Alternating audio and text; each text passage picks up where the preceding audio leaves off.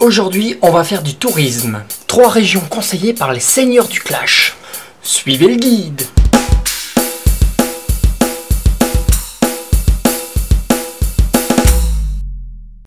Est-ce que vous aviez remarqué qu'en dehors de leur médiatisation à base de clash haineux qui engendre un buzz grotesque, mais un buzz quand même, que les groupes de rap ou les bad boys de rap étaient en fait d'excellents guides touristiques? Non?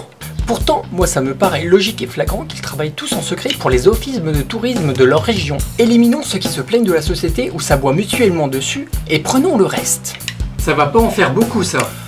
Ça sera toujours assez pour ma démonstration. Par exemple, prenons le cas de la Bretagne, qui plus est armoricaine. En 97, grâce au groupe de rap Mano... Attends, Mano, un groupe de rap? Bah oui, le chanteur a une casquette. Génial ta déduction. En plus, les mecs ils sont pareils. Non mais je veux dire par là que Mano était un des premiers rappeurs à mettre des casquettes anti-gravité telles que le font actuellement nos rappeurs modernes. Je me suis toujours demandé comment il faisait pour que ça tienne. Peut-être qu'il a rembord en dessous avec du journal. Voilà. Revenons-en au problème. Grâce au groupe Mano, je sais qu'en Bretagne, qui plus est armoricaine, je risque de me retrouver dans une sorte de retraite ecclésiastique où l'on peut y entendre des échos. En plus, la seule boisson, c'est de l'hydromel, servi par des taverniers, enfin... des druides.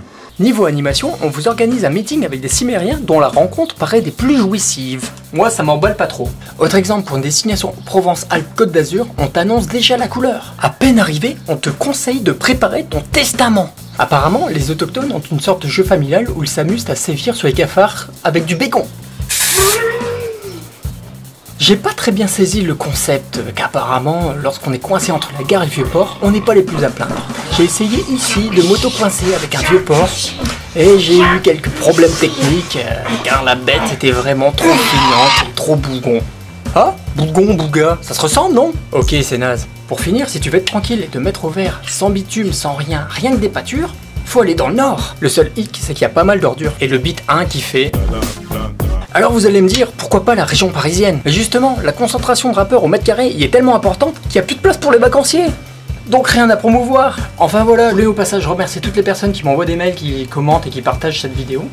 Et c'est super sympa, d'autant plus que c'est gratuit. Alors n'hésitez pas à repartager cette vidéo et je viendrai personnellement vous coincer avec mon cochon. Enfin voilà, je vous laisse avec les 3 covers issus du rap touristique qui viennent de s'afficher. Et si vous avez encore du temps à perdre, vous pouvez continuer de regarder cette vidéo avec un superbe remix de Booga que j'ai entièrement refait et qui est entièrement pourri.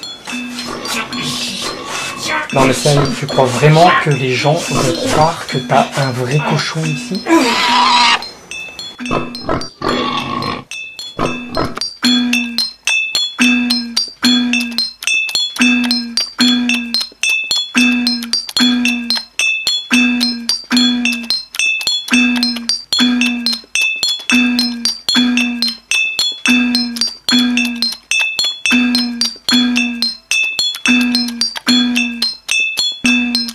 Sort d'une ronde Belzins breakdown.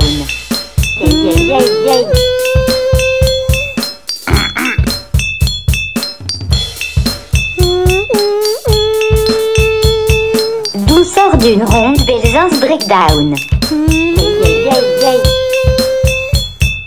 D'où sort d'une ronde Belzins breakdown. Tout paraît bien d'ici, tu contestes, prépare ton testament, Gabelzins fleuron des quartiers. Phocéens coincés entre la gare et le Vieux-Port, on n'est pas les plus à plaindre, à domicile comme à l'extérieur, on sévit sur les cafards comme le bégon. D'où sort d'une ronde Belzins breakdown. D'où sort d'une ronde Belzins breakdown.